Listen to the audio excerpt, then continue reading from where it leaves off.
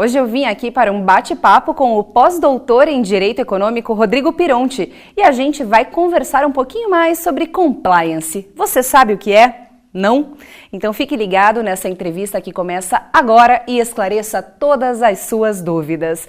Rodrigo, compliance é um termo novo? De onde vem essa nomenclatura? Essa é uma pergunta bastante interessante. Na verdade, o compliance foi importado no Brasil, principalmente do FCPA, que é a lei anticorrupção norte-americana, e do UK Bribery Act, que é a lei anticorrupção ou antissuborno inglesa. Em razão disso, a expressão veio cunhada em inglês. Portanto, compliance, na realidade, é um tema novo, porque é uma nova expressão.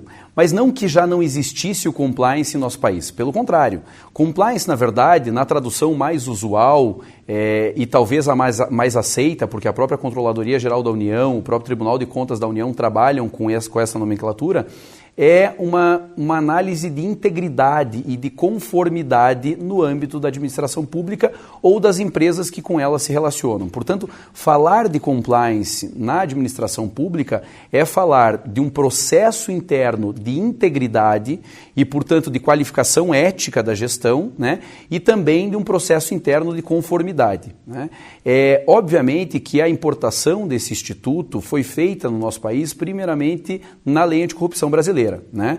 Na Lei de Corrupção brasileira há o tratamento dos programas de integridade de forma expressa e esses programas, naquela legislação, são, na verdade, efetivados para que haja uma redução das penalidades. Ou seja, caso a empresa tenha uma falha ética, um ato corruptivo detectado, é possível que, em havendo um programa de compliance ou em esta empresa instituindo um programa efetivo de compliance, haja redução das sanções por ela eventualmente impostas.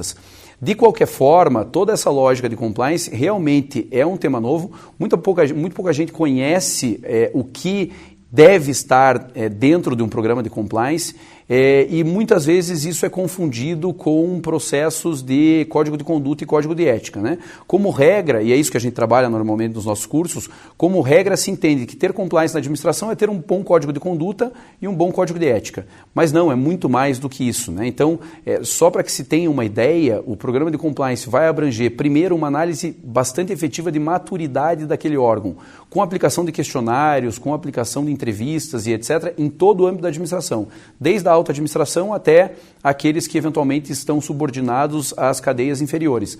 E também um processo de verificação da política de integridade, com várias políticas que são formatadas. Então, por exemplo, políticas de due diligence, políticas de consequência, políticas de segregação de funções sensíveis, que na administração é muito importante, porque você tem, por exemplo, cargos comissionados nomeados sem uma verificação da qualidade, muitas vezes ética, muitas vezes técnica daquele que é nomeado. Então há um sem número de questões que envolvem esse programa de integridade ou programa de compliance no âmbito da administração pública que devem ser verificadas antes da sua instituição.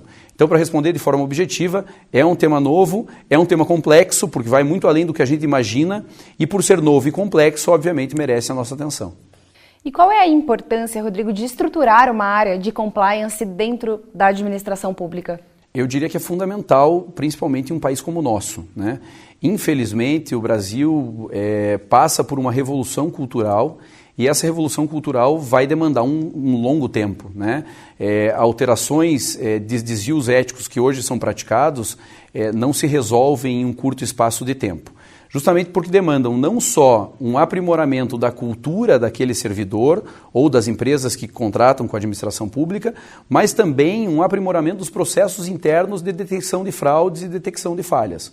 Talvez a Operação Lava Jato, né, que é a operação mais conhecida no âmbito da Polícia Federal e também com maior reflexo no âmbito do Poder Judiciário Federal, talvez tenha desvelado alguns desvios éticos importantes e a partir disso, obviamente, há uma maior preocupação do gestor em relação à sua atuação.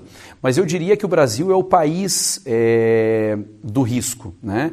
Hoje nós temos uma administração pública, eu digo isso no meu segundo livro, uma administração pública esquizofrênica, porque você tem gestores públicos que muitas vezes pensam individualmente, como se a gestão pública fosse uma gestão da própria casa, né? Então há um patrimonialismo bastante forte ainda na gestão pública brasileira, há uma burocracia que muitas vezes permite a corrupção, né? Então muitas vezes o processo é utilizado não para chegar à finalidade específica que ele atende, mas para ocultar atos de corrupção, e a gente vê isso, por exemplo, nas licitações e contratos de forma muito vertente, né?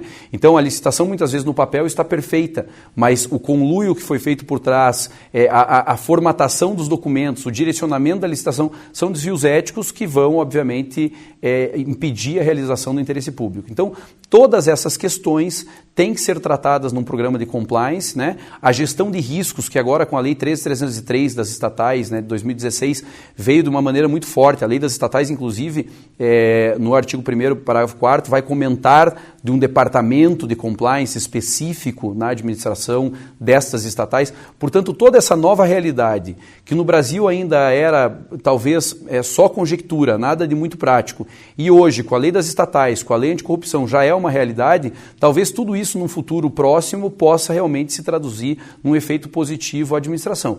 Eu diria que o compliance é importante, é necessário, justamente porque sem ele, talvez a gente não tenha solução. Com ele, certamente nós teremos. Tá certo. Muito obrigada, Rodrigo. Eu que agradeço. Conseguiu tirar todas as suas dúvidas? Então não deixe de assistir também os próximos vídeos para aumentar ainda mais a sua capacitação profissional. Até lá!